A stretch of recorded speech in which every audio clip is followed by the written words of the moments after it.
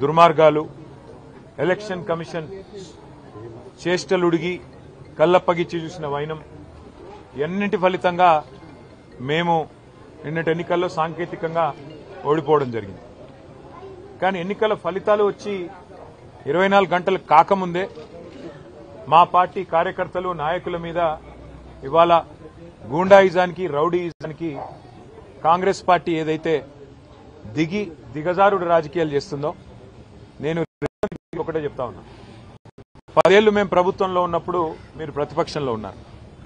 ఎన్నడన్నా ఈరోజు ఇక్కడ మా సోదరుడు రాకేష్ క్రిస్టోఫర్ గారి మీద జరిగిన దాడి జరిగినట్టుగా ఒక ఉప ఎన్నికల్లో గెలిచిన తర్వాత ఎక్కడన్నా మా ప్రభుత్వ హయాంలో మా కార్యకర్తలు కానీ మా పార్టీ నాయకులు కానీ హద్దులు దాటి ఈ రకంగా ప్రవర్తించారా ఒక్కసారి గుర్తు తెచ్చుకోండి. ఒకవేళ మేము కూడా ఆనాడు 7 ఉప ఎన్నికల్లో 2 కార్పొరేషన్ ఎన్నికల్లో జిల్లా పరిషత్ ఎన్నికల్లో గెలిచిన తర్వాత విజయ గర్వంతో విర్రవీగి నిన్న మీ వాళ్ళు ప్రవర్తించినట్టుగా మా పార్టీ గుర్తైన కారు గుర్తుని ఏదో ఊరేగింపు చేస్తూ అవహేళన చేస్తూ చిల్లరగా ప్రవర్తించుంటే ఇవాళ మీరెక్కడ ఉండేటోళ్ళో ఆలోచించుకోండి.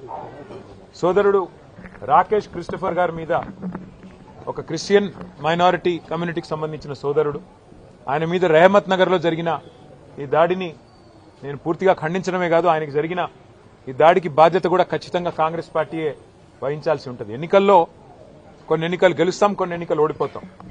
ఎన్నికలు జరిగినంత కాలం ఎవరి పార్టీకి వాళ్ళు ప్రచారం చేసుకుంటాం.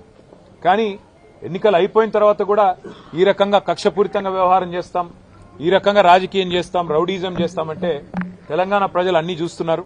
తగిన సందర్భంలో తగిన విధంగా బుద్ధి చెప్తారు.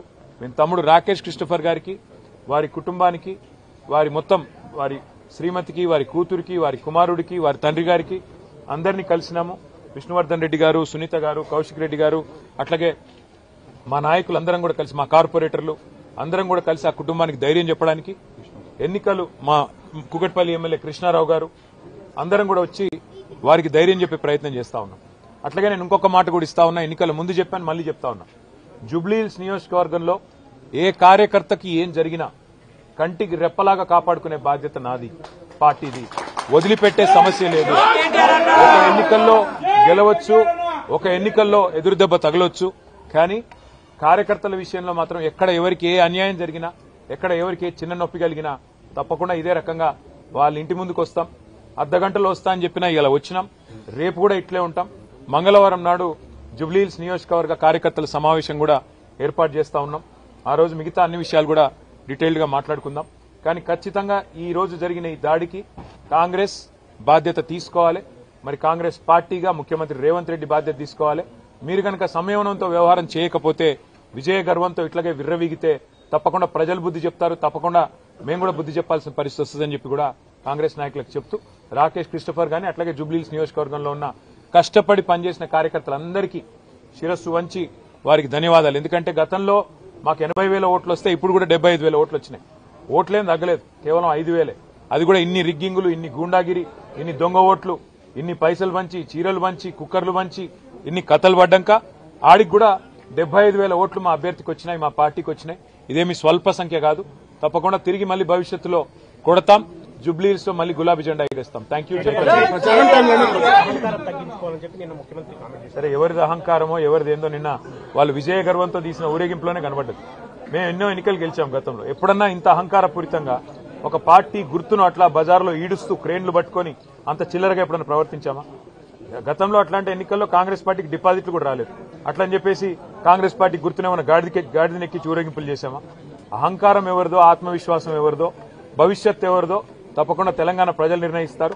ఒక ఎన్నికల్లో గెలుపుతోనే ఇంత మిడిసిపడితే, ఒక ఎన్నికల్లో గెలుపుతోనే ఇంత ఎగిరెగిరి పడితే, మరి గతంలో 10 ఏళ్ల పాటు అప్రతిహతంగా అన్ని ఎన్నికలు గెలిచిన మేము ఎట్లా ప్రవర్తించి ఉండాలో ఒకసారి ఆలోచించుకోమని కాంగ్రెస్ పార్టీకి నేను చెప్తాను. ప్రచారం టైంలోనే దాదాపు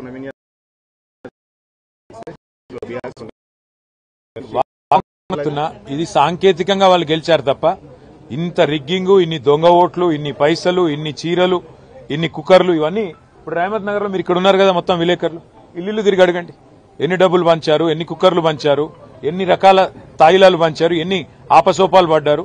చివరికి అరకొర మెజారిటీతో ఇన్ని దొంగ ఓట్లు వేయించుకుంటే, ఇంత రిగ్గింగ్ చేస్తే చావు తప్పి కన్నులోట పోయినట్టు గెలిచినారు.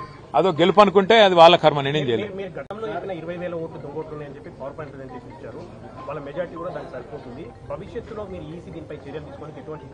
ఎలక్షన్ కమిషన్ కాదు, తెలంగాణ ప్రజలే ఆలోచించాలి. ఎన్ని రకాల ప్రలోభాలు, ఎన్ని రకాల కుట్రలు, ఎన్ని రకాల కుతంత్రాలు, ఇవన్నీ ప్రజలు కూడా చూస్తున్నారు.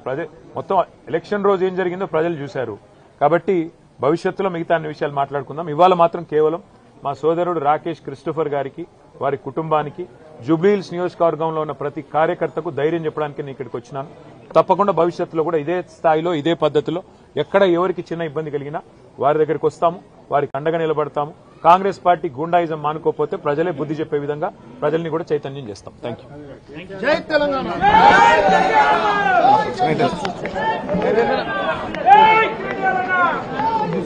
తీసుకో టేబుల్ చుట్టేసుకున్నారు ఎవరో ఆగో మీవాడు